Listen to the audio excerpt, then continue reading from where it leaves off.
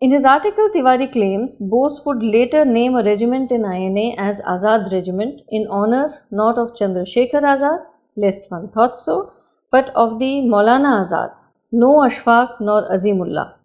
He means the revolutionary and the 1857 freedom fighter. Now, this is amusing. On one hand, he touts revolutionaries as the true patriots and thinks that divisions of INA should have been named after them. But Vallabhbhai Patel, who publicly denounced the revolutionaries as a bunch of hotheads messing with things they have no business in. He even colluded with Gandhi and Nehru to suppress the naval mutiny. He suddenly becomes very credible for Sarvesh Tiwari in case of the Vithalbhai will, because it is more important to spite Subhash Bose. There's another thing. How can Sarvesh Tiwari predict which side Ashfaqullah or Azimullah would have swung had they been present in the years before partition? Maybe they would have chosen Pakistan. Ashfaqullah used to assiduously read the Quran in jail. If the case is against Islamism, any Muslim can turn out to be a jihadi tomorrow. Maulana Shaukat Ali of the Khilafat fame was associated with the revolutionaries. He used to supply arms to Anushilan. Let me read out a quote. People talk sometimes of the need of the Muslims joining hands with the Hindus because some incidents in contemporary history have not been exactly to their liking. Soft-headed and some self-advertising folk have gone about proclaiming that Muslims should join the Congress because the government had revoked the partition of Bengal, because Persia and Turkey are in trouble. We are simply amused at this irresponsible fatuity. But when a responsible body like the London branch of the All India Muslim League talks of closer cooperation between the Hindus and Muslims because the Muslims of Tripoli and Persia have been the victims of European aggressions, we realize for the first time that even sane and level-headed men can run off at a tangent and confuse the issues.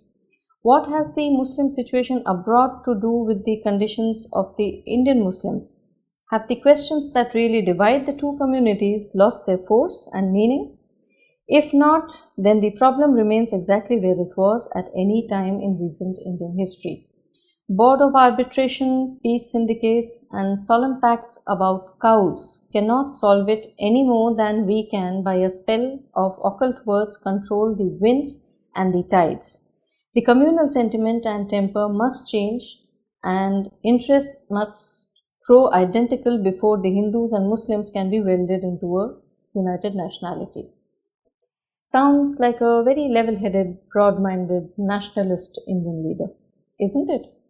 These words come from Maulana Muhammad Ali Jauhar, leader of the Khilafat movement, written some years before he took up cudgels for the caliphate in India. This is what happens when courts are taken in isolation. Anyways, back to facts. During March to April 1942, Indian Independence League conferences were held to bring all representative organizations of Indians in South Asia under one banner, during which the formal motion was passed to raise an army under it for Indian independence. These conferences were called the Azad Bharat Sabhas. So the word Azad was in circulation at that time. Azad Brigade was formed when the first Indian National Army took shape in September 1942. It was named Number 1 Hind Field Force. So the word Hind for this Indian Independence Army was also there. It was organized into 3 brigades: Gandhi Brigade, Nehru Brigade, and Azad Brigade. So the name Azad Brigade existed at least 10 months before Subhash Bose even took over the command of INA in July 1943. Also, Hindustani was drilled in along with the written English communication at this stage. But why were the brigades named after Congress leaders?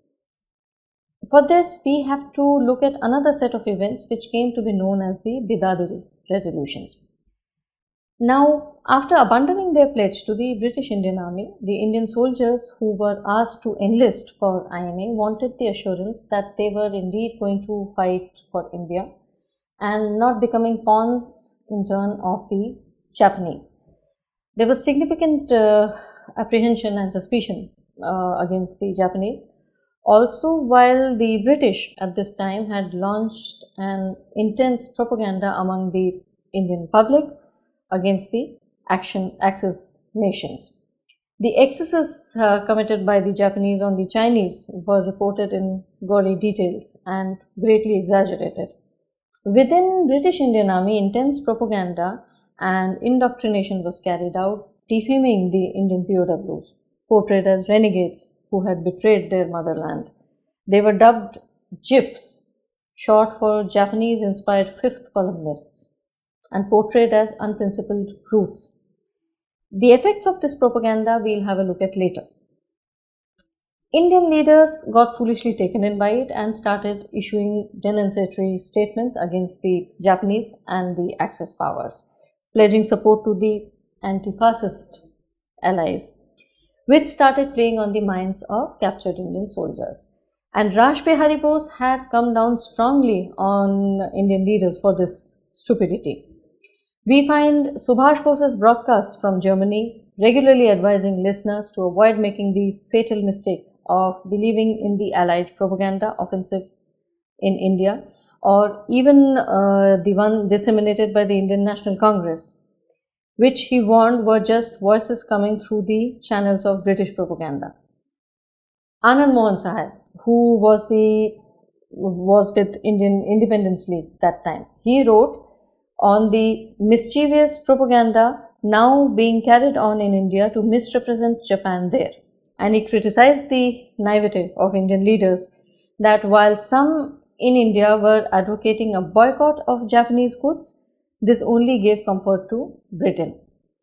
Indians should recognize that it was Englishmen who were instigating Chinese hostility to Japan. He had also written to Nehru and urged Congress leaders to maintain neutrality in the Sino-Japanese conflict. Mohan Singh at this time went about his errand, getting the Indian POWs to join, not giving fiery speeches on patriotism to the soldiers. He was holding talks with the Indian officers, trying to coax them. If they joined, the soldiers would join automatically. And it is important to know what was going on in their minds, which becomes clear when you read their personal accounts.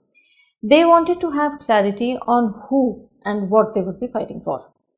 भाई लड़ लेंगे, पर लड़ना किसके लिए? अगर India के लिए लड़ रहे हैं तो ये लीग वाले कौन हैं? सेकंड, ऑर्डर किससे लेने? ये मलायन और सिंगापुरियन इंडियन बैठे हैं, ये बताएंगे, या जापानियों से? तो इंडियन इंडिपेंडेंस का क्या?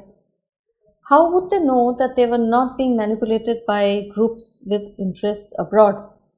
So, two things of utmost importance to military men: allegiance and the chain of command.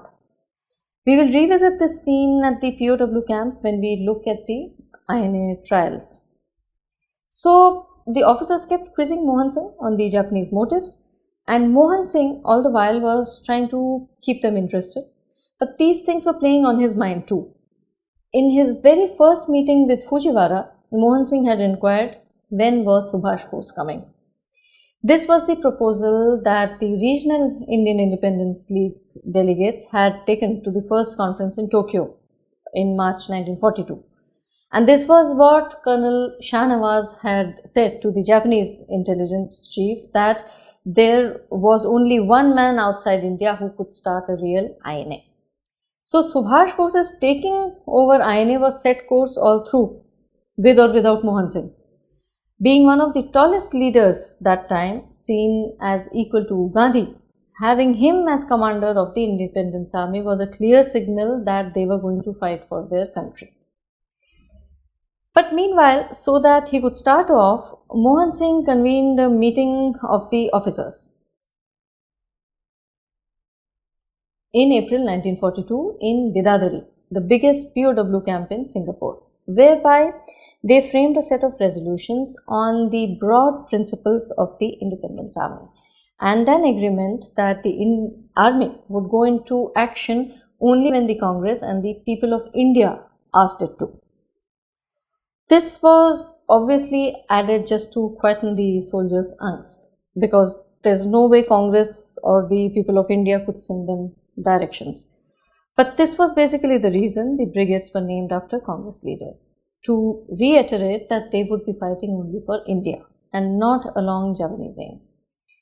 After this, on May 9th, 1942, recruitment for INA started.